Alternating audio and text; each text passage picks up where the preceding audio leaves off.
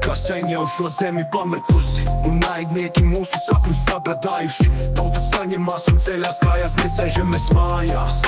Jo brīvību tā neatgūt, lai vara mūsu spēka bīstās un par gabalu to jūt. Pietiek šiem zemes nīrējiem un tautas bendēm, ar tautas treisalēm pārmīt. Un bez izējā gadu gadiem visus dzīt. Tur ir te spēks, lai vai arī tas ir grēks. Par brīvību ir jācīnās, neviens par brīvu to nedāvinās. Brāļi un māsas, mūsu dzīves patreiz smērē tumšās krāsas. Tās nav tik košas un garas kā broks un pārslas.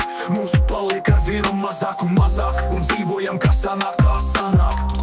Lai gan varētu mēs dzīvot kā sanāk, tad visi kopā kuplā skaitā sanāk.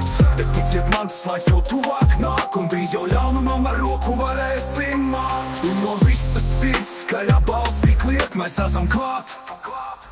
Gadu simtiem neviens mūs nav spējis apstādināt.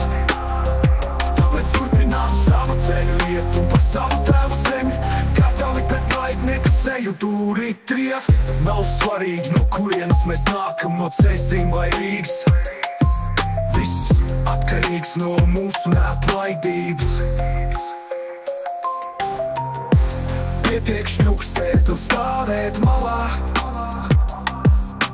Mēs taču viena lapa koka zarā.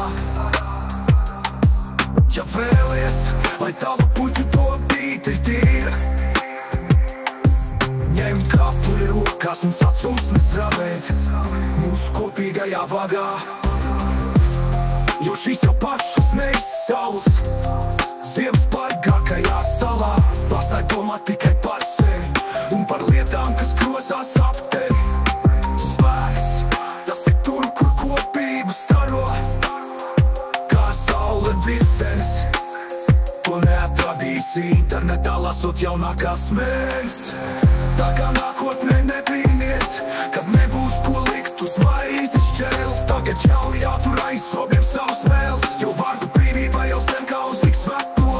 Nav tālu līdz tam, lai visi atkal dzīvotu beto.